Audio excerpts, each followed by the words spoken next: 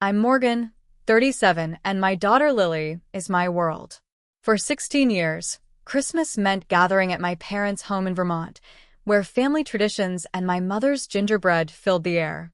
This year, Lily dyed her hair blue and got a tiny nose stud. She was still excited, wrapping handmade gifts for everyone. Then the phone rang. My father's voice was cold. "There's no room for Lily this Christmas." My heart shattered instantly. If you're watching this, drop a comment telling me where you're from, hit subscribe, and stay for a family story about choosing love over tradition. Growing up, my parents ran our household with military precision and unwavering traditional values. My father, William, a respected accountant, believed in appearances above all else. My mother, Catherine, a homemaker and church volunteer, followed his lead in all things. Our family Christmas card was perfect, our Sunday church attendance impeccable, and our dinner conversations carefully curated to avoid anything controversial. I was their first disappointment. At 15, I started rebelling against their suffocating standards. I wore dark makeup, dated boys they disapproved of, and stayed out past curfew. Each transgression widened the gap between us. By 18, I was sneaking out to parties, lying about where I was going and fighting with them constantly. My mother would cry, my father would lecture, and I would storm out. Then came Rachel, my sister, 3 years younger and eager to be everything I wasn't. She studied diligently, joined the church youth group, dated only boys my parents approved of, and never missed Sunday dinner. She became the daughter they bragged about while I became the cautionary tale. At 21, while working as a waitress and taking community college classes, I met James at a local bar. He was charming, carefree, and everything my parents would hate. Our whirlwind romance lasted 3 months before I discovered I was pregnant. When I told James, he disappeared, blocking my number and social media. I was alone, pregnant, and terrified. Telling my parents was excruciating. My father paced the living room, his face red with anger and shame. "How could you do this to us?" he demanded. My mother sat silently, dabbing at tears. Rachel watched from the doorway, her expression a mixture of pity and judgment. I moved into a tiny apartment, worked double shifts, and prepared to become a single mother. My parents' initial reaction was distance. They didn't come to my baby shower, organized by my coworkers. They didn't visit the hospital when Lily was born. But something shifted when my mother finally held her granddaughter 3 weeks later. Looking into Lily's tiny face, she softened. Over the years, a fragile peace formed. My parents didn't approve of my single motherhood, but they loved Lily. Christmas became our time to reconnect. We'd drive to their home in Vermont, spend 3 days pretending our relationships weren't complicated, and Lily would bask in her grandparents' attention. Rachel, meanwhile, married Thomas, a banker her senior year of college. They had 2 children, Emma and Jack, both perfectly behaved with matching outfits for every occasion. While Rachel lived the life my parents had dreamed of, I juggled multiple jobs to provide for Lily. I waited tables, did administrative work, and eventually secured a position at a marketing firm that valued my creativity more than my lack of credentials. Through it all, Lily and I formed an unbreakable bond.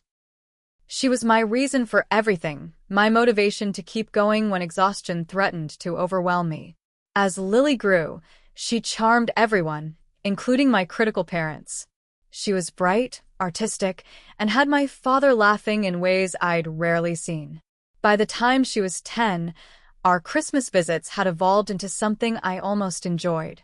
My mother taught Lily to bake her famous gingerbread. My father took her sledding on the hill behind their house. Even Rachel's children played with their cousin, though Rachel always watched with careful eyes, as if afraid Lily might somehow contaminate her perfect offspring. I began to hope that maybe, just maybe, the painful parts of our family history could heal. That Lily would have the supportive family I never did. That Christmas could become something more than an exercise in pretending we were closer than we actually were. How naive I was. The shift began when Lily entered high school. My creative, sensitive daughter blossomed into her own person, no longer the compliant child eager to please everyone. The first change was her hair. She dyed it blue the summer before sophomore year. I drove her to the salon myself, delighting in her excitement. When she emerged with electric blue locks, her smile was so radiant I couldn't imagine anyone seeing anything but her joy. My parents saw differently. During our weekend visit that August, my father barely looked at her. My mother kept touching her own perfectly colored hair, asking Lily if this was just a phase. Rachel's daughter Emma, then 12, whispered loudly that Aunt Morgan must be a really cool mom to allow such a thing. The judgment in her voice clearly learned from her mother. Lily didn't just change physically. She developed passionate interests in social justice, climate activism, and LGBTQ+ rights. She joined her school's Gay-Straight Alliance as an ally, volunteered at beach cleanups, and attended a peaceful Black Lives Matter rally with her friends. I watched her develop convictions and the courage to stand by them, qualities I discovered much later in life. These changes coincided with Lily discovering her own identity. One evening in February, she sat beside me on our worn couch, fidgeting with her sleeve. "Mom, I need to tell you something," she said, her voice small but determined. I'm bisexual. I hugged her immediately, thanking her for trusting me. Inside, I felt a flicker of worry, not about her sexuality, but about how my family would react. Still, I hoped they might surprise me. They didn't. During Easter dinner, Lily mentioned her friend Jasmine and the GSA club. My mother changed the subject so abruptly she knocked over her water glass. My father buried himself in his newspaper. Rachel pulled Emma closer, as if protecting her from dangerous words. By Thanksgiving, the tension was unmistakable. Lily had added a tiny nose stud, a small crystal that caught the light when she smiled. My mother gasped when she saw it, pressing her lips together in disapproval. My father muttered something about defacing herself. Rachel cornered me in the kitchen while Lily was helping set the table. "Morgan, what are you thinking letting her do these things to herself?" she hissed. "She's only 16. She's going to regret all this experimentation." "She's expressing herself," I replied, keeping my voice steady. "And I support her right to do that." "You're too permissive," Rachel insisted. "Always have been. You're raising her without any boundaries." Later that evening, I found Lily sitting alone on the porch swing, despite the November chill. "You okay, sweetie?" I asked, sitting beside her. "Yeah," she said unconvincingly. "Just needed some air." I noticed she'd changed into a baggy sweater, covering the "Love is Love" t-shirt she'd worn earlier. She'd also removed her nose stud. Something in my chest tightened, but I didn't press the issue. The drive home the next day was unusually quiet. Despite the Thanksgiving tension, Lily spent weeks crafting homemade gifts for everyone. She painted a landscape of Vermont's fall foliage for my parents, knitted a scarf for my father, created beautiful beaded bracelets for Emma and Jack, and made a personalized photo album for Rachel and Thomas. She wrapped each one carefully, adding handwritten cards. "Do you think Grandma and Grandpa will like their painting?" she asked, showing me the stunning canvas. Her talent took my breath away. "They'd be crazy not to," I assured her, pushing down my doubts. 2 weeks before Christmas, we went shopping for ingredients to make my mother's gingerbread recipe. Lily insisted on getting everything exactly right. She practiced twice at home, filling our apartment with spicy sweetness. "This Christmas is going to be special," she told me, flour dusting her blue hair. "I feel like everyone's going to understand me better." I smiled and hoped with everything in me that she was right. December 22nd started like any other day. I was wrapping last-minute gifts while Lily packed our suitcases for the trip to Vermont. The sound of Christmas music drifted from her room, occasionally accompanied by her soft singing. I smiled, thinking how despite everything, she still loved the holidays. When my phone rang showing my father's number, I assumed he was calling with last-minute details about our arrival tomorrow. I answered cheerfully. "Hi, Dad. We're almost ready for tomorrow." His voice came through unnaturally stiff. "Morgan, there's been a change of plans." Something in his tone made me sit down. What kind of change? The house is going to be too full this year, he said, each word precise and rehearsed. Rachel and Thomas are taking the guest room with Emma and Jack. Your Aunt Patricia and Uncle Robert are coming with their boys.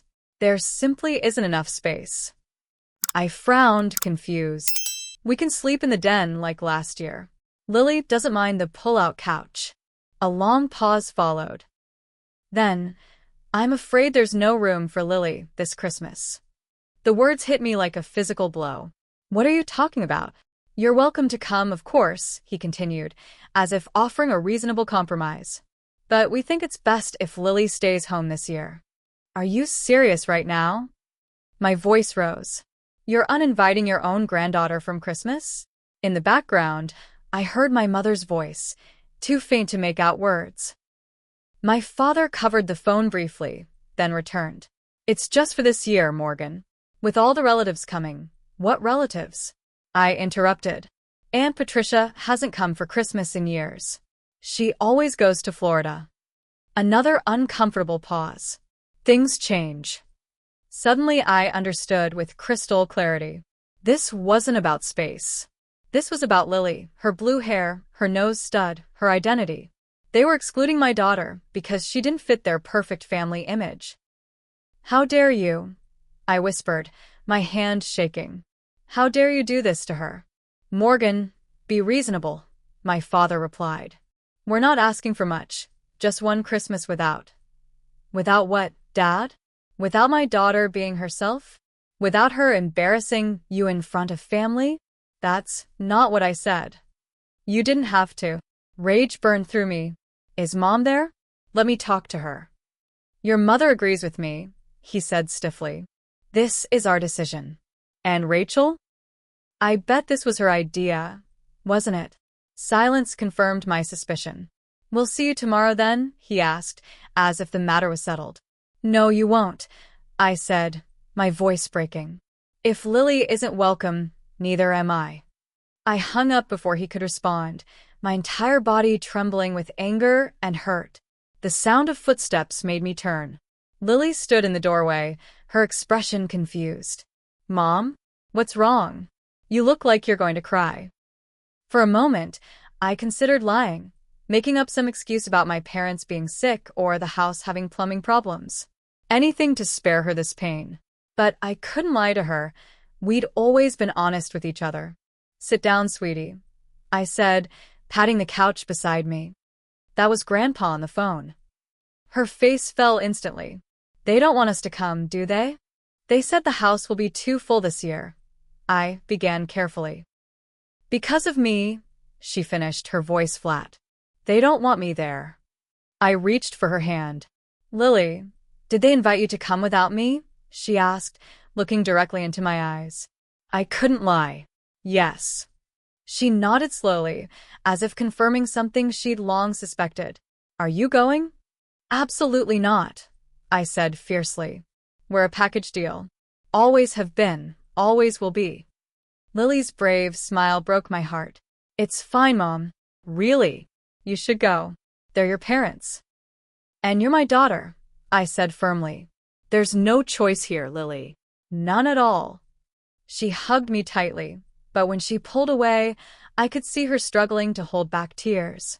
I think I need to finish packing. I mean unpacking. She retreated to her room, closing the door softly. I sat frozen on the couch, replaying the conversation with my father, each word cutting deeper than before. Around midnight, I passed Lily's room and heard muffled sobs. I stood outside her door, my hand raised to knock, then lowered it again. Sometimes privacy is its own kind of respect. Instead, I returned to my room and cried myself to sleep, mourning the family I thought we had. I woke the next morning with swollen eyes and fierce determination. After confirming Lily had left for her part-time job at the local bookstore, I called my parents' house. My mother answered, her voice cautious. Morgan, I was hoping you'd call. Were you? I asked coldly. Were you hoping I'd call to say I'm abandoning my daughter at Christmas to please you and Dad? That's not fair, she protested weakly. This isn't about abandoning anyone. It's just one holiday. It's Christmas, Mom, and you've uninvited your only granddaughter. She sighed heavily. You know how your father gets when he feels his authority is challenged. Lily's changes have been difficult for him to accept. She dyed her hair and got a tiny nose stud. I said. She didn't rob a bank. It's not just that, my mother hedged. It's her lifestyle choices. The euphemism made my blood boil. You mean the fact that she's bisexual? That she believes in equality and acceptance?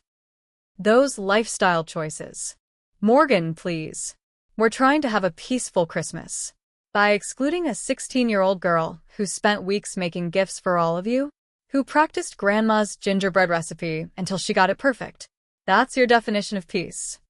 I heard movement in the background, then my father's voice. Is that Morgan? Let me talk to her. My mother passed the phone. Morgan, I hope you've reconsidered, my father said without preamble. Actually, I called to give you a chance to reconsider, I replied. This is cruel, Dad. Lily loves you both. She doesn't deserve this rejection. No one is rejecting anyone, he insisted. We're simply establishing boundaries in our own home. Boundaries against what? Blue hair? A nose stud smaller than a freckle? You know it's more than that. Rachel has concerns about her children being exposed to Lily's ideas. Put Rachel on the phone, I demanded, fury rising. Right now. A brief silence, then my sister's smooth voice. Morgan, try to understand. Emma and Jack are at impressionable ages. The last time they saw Lily, Emma came home asking if she could dye her hair purple and join some activist club. So Lily is a bad influence because she inspired your daughter to care about something beyond herself? That's terrible. Someone call the police. This isn't a joke, Rachel snapped. Some of us take parenting seriously. We don't just let our children run wild, doing whatever they want, looking however they want. Some of us love our children for who they are, not who we want them to be. I countered. Rachel's voice hardened. Thomas and I have discussed this at length. We don't want our children exposed to Lily's choices. The hair and piercing are bad enough, but her sexuality is none of your business, I interrupted. It becomes our business when she's around our children, talking about her girlfriend, and wearing those political t-shirts. I heard a male voice in the background, Thomas, Rachel's husband. The phone rustled as he apparently took it from her. Morgan, this is Thomas. I want to be clear that in our house, we follow biblical principles. We love the sinner, but don't you dare finish that sentence, I warned. Lily isn't a sinner, needing your judgment or forgiveness. She's a teenager figuring out who she is. The phone changed hands again, back to my mother. Morgan, please, she pleaded, her voice tearful. Just come alone just this once. Give your father time to adjust. Give Rachel and Thomas space with their children. We can revisit this next year. So, I should teach my daughter that it's okay to be excluded? That she should hide who she is to make others comfortable? My father's voice boomed in the background. Then he was on the phone again. Enough of this, Morgan. This is our house and these are our rules. If you can't respect that, perhaps it's better if you both stay home. That's exactly what we'll do, I said, my voice shaking with anger. And just so we're clear, this isn't about your house or your rules. This is about your intolerance and Rachel's self-righteousness. You're choosing prejudice over your granddaughter. Don't you dare speak to me that way, my father thundered. After everything we've done for you. What exactly have you done, Dad? Judged me? Disappointed me? Made me feel like I was never good enough? And now you're doing the same to Lily. If that's how you feel, I think we're done here. Yeah, I agreed, tears streaming down my face. I think we are. I hung up and turned to find Lily standing in the doorway, her work shift apparently ended early. The devastated look on her face told me she'd heard enough. How long have you been standing there? I asked gently. Long enough, she whispered. I knew they didn't want me there. She walked to her room and returned with several beautifully wrapped packages, the gifts she'd made for everyone. Without a word, she placed them in the hall closet, pushing them to the back. Lily, I began, but she stopped me. It's okay, Mom. I'm used to not belonging in that family. Her sad smile was worse than tears. I guess I just hoped this Christmas would be different. Christmas Eve arrived with painful silence from my family. No calls, no texts, not even a generic holiday card. I tried to create normalcy in our apartment, baking cookies and playing Christmas music, but the effort felt hollow. Lily helped decorate our small tree, but her movements were mechanical, her usual enthusiasm absent. In the afternoon, my phone buzzed with a notification. A distant cousin had tagged me in a family post, missing Morgan and Lily this Christmas. Why did they choose not to come? I stared at the screen in disbelief. My parents had told everyone we'd chosen not to attend. Mom? Lily's voice came from behind me. Charlotte just texted me asking why we're not at Grandma and Grandpa's this year. She said Aunt Rachel told everyone we were too busy. My hands tightened around my phone. They're lying about why we're not there. Lily sank onto the couch beside me. Why would they do that? Because the truth makes them look bad, I explained, trying to keep the bitterness from my voice. She nodded slowly, then handed me her phone. On the screen was Rachel's Instagram post, a perfectly staged family photo in front of my parents' Christmas tree. Perfect family Christmas with the people who matter most, read the caption. Everyone was smiling, my parents, Rachel, Thomas, Emma, and Jack. As if nothing was missing. As if Lily and I had never existed. Something broke in Lily then. Her carefully maintained composure crumbled, and she began to sob, deep, gut-wrenching cries that shook her entire body. I held her tightly, my own tears falling into her blue hair. It's not just this Christmas, she choked out between sobs. They've been different toward me all year. I tried to ignore it, tried to be what they wanted, but it's impossible. What do you mean, sweetie? I asked, alarmed by the depth of her pain. At Thanksgiving, she said, wiping her eyes, I went to get more cranberry sauce from the kitchen and heard Grandma and Aunt Rachel talking. Grandma said she was worried about my path in life, and Aunt Rachel said I was confused and seeking attention. Then Uncle Thomas said you were enabling deviant behavior. My heart froze. Why didn't you tell me? Because I saw how much you wanted us all to get along, she whispered. And I thought maybe if I was extra nice at Christmas, made them perfect gifts, baked Grandma's cookies, maybe they'd see me again, not just my hair or my nose stud, or who I might love someday. I pulled her closer, horrified that she'd been carrying this burden alone. Oh, Lily. I'm so sorry. When Grandpa called, she continued, I knew immediately it was about me. I could feel it. This is not your fault, I said fiercely. Not one bit of it. She looked up at me, her face tear-streaked. But I've ruined your relationship with them. Now you have no family because of me. That's not true. You are my family, my real family. The one that matters most. But they're your parents, she insisted. And Rachel's your sister. Biology doesn't entitle anyone to hurt the people I love, I told her. Especially not my daughter. Lily's next question came so quietly, I almost missed it. Are you ashamed of me too? The question knocked the breath from my lungs. What? No. Lily, look at me. I gently tilted her chin up. I have never, not for 1 second, been anything but proud of you. Your courage, your creativity, your kindness. You amaze me every day. Even with blue hair and a nose stud? She asked, a hint of her usual humor returning. Especially with blue hair and a nose stud, I assured her. They're part of who you are, and who you are is extraordinary. We held each other as darkness fell outside our window, Christmas lights from neighboring apartments casting colorful shadows across our living room. In that moment of raw honesty, something shifted between us. The pain was still there, but alongside it grew a deeper understanding. We were in this together, just the two of us against whatever came next. What do we do now? Lily asked eventually, her head resting on my shoulder. We redefine Christmas, I told her, an idea beginning to form. On our own terms. I didn't sleep that night. While Lily dozed fitfully on the couch where we talked for hours, I sat at our kitchen table with a notepad and my phone.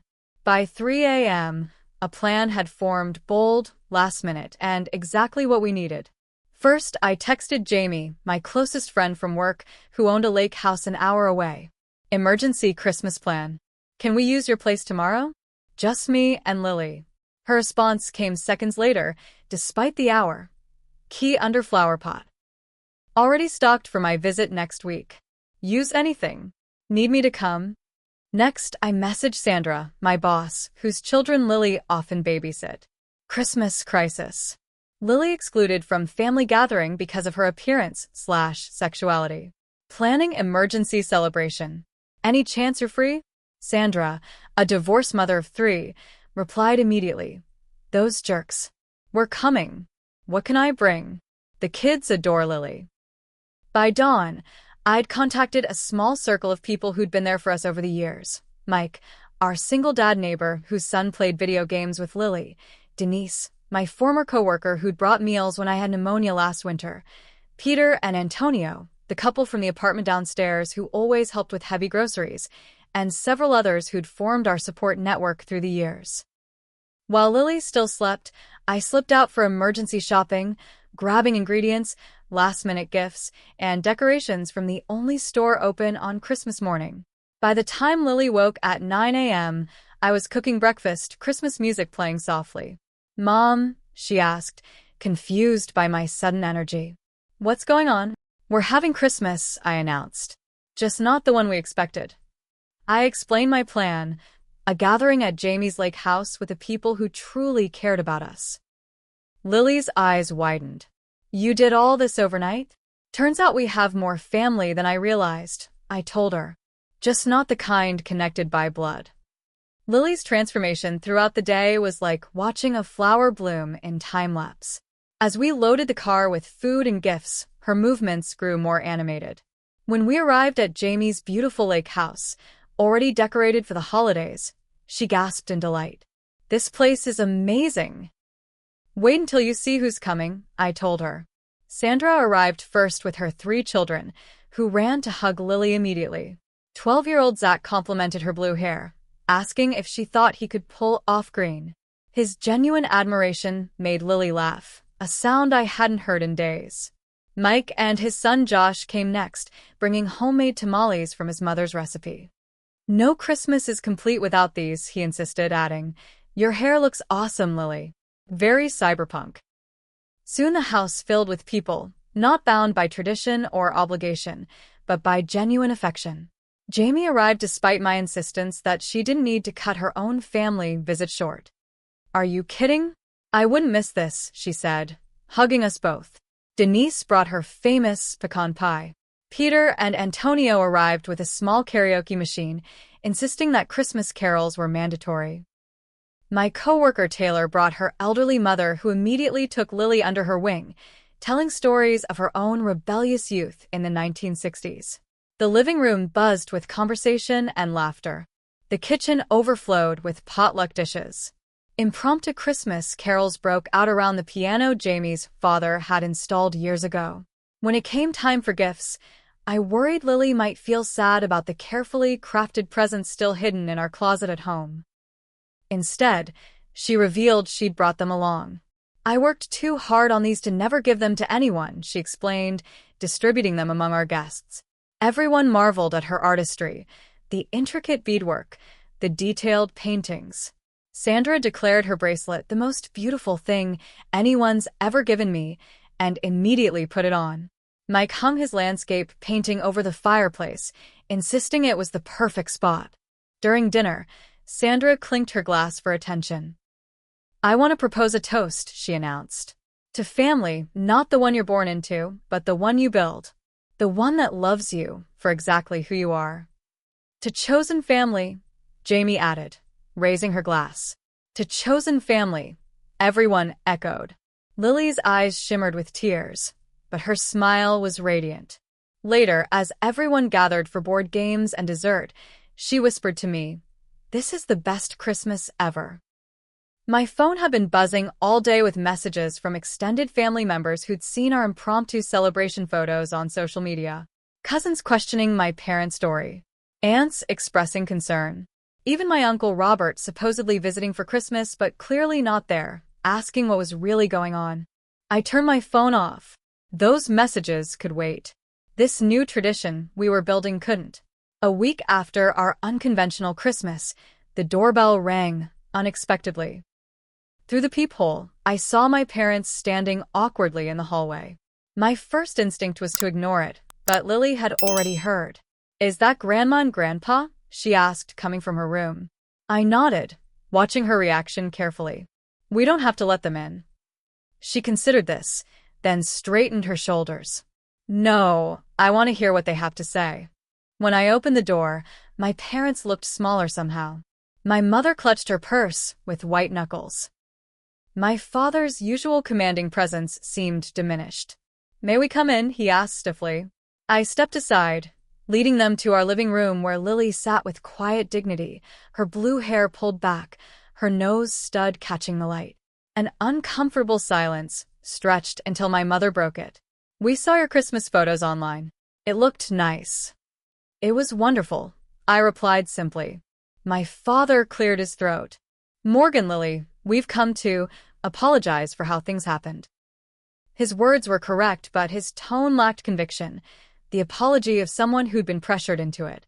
"Several family members have expressed their disappointment in us," my mother explained. "Your cousin Charlotte was particularly upset." So that was it, not genuine remorse but damage control for their reputation.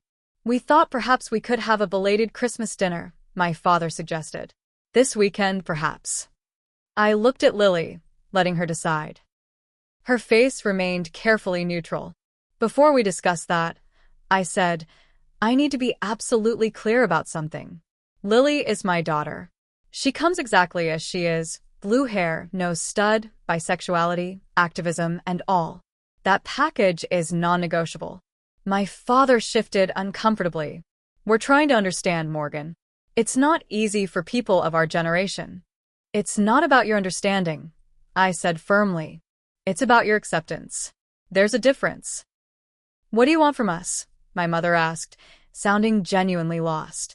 To my surprise, Lily spoke up. "I want you to see me," she said quietly. "Not who you wish I was or who you're afraid I'll become. Just me, your granddaughter. The same person I've always been."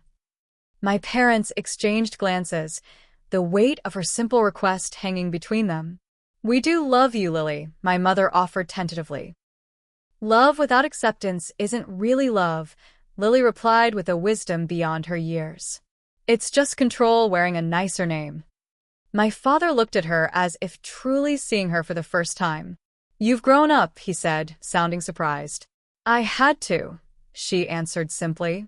We didn't resolve everything that day. My parents left without concrete plans for a make-up Christmas. Rachel remained distant, though Thomas surprisingly called the next day to offer his own awkward apology, admitting he'd been thinking about what it means to truly follow Christ's example. The healing, if it happened at all, would take time. Some relationships might never fully recover. But in the rupture, something beautiful had emerged, a stronger bond between Lily and me, and a wider circle of genuine connections with people who accepted us both completely. Our emergency Christmas became the first of a new tradition. The following year, we returned to Jamie's lake house, our chosen family even larger. Sandra brought her new boyfriend. Mike's mother joined us from New Mexico. Peter and Antonio got engaged under the mistletoe. Lily, now with purple hair and a second ear piercing, thrived in this environment of unconditional acceptance. Her confidence grew, her artwork flourished, and she started a support group at school for other teens navigating family rejection. One evening, as we prepared for our third chosen family Christmas, Lily hugged me unexpectedly. "Thank you," she said. "For what?" "For choosing me," she replied simply. When it mattered most. That painful Christmas had taught us both what family truly means. Not shared DNA or holiday obligations, but the people who make space for you at their table no matter what. The ones who see your authentic self and move closer, not away. Home isn't necessarily where you were born or raised. It's where you are truly seen, accepted, and celebrated. It's the people who never make you wonder if there's room for you because they've already ensured there always will be. As our circle of chosen family continues to grow, I often think about others facing similar rejection. If you're watching this and feeling excluded from spaces that should welcome you, remember, family is what you build, not just what you're born into. The table you create for yourself can be more nourishing than the one that turned you away. Have you ever had to create your own traditions when the old ones no longer served you? What did you learn from that experience? Share your story in the comments below. And if this resonated with you, please subscribe to hear more stories about choosing authenticity over expectation. Thank you for being part of our extended chosen family, and may your holidays be filled with people who celebrate the real you.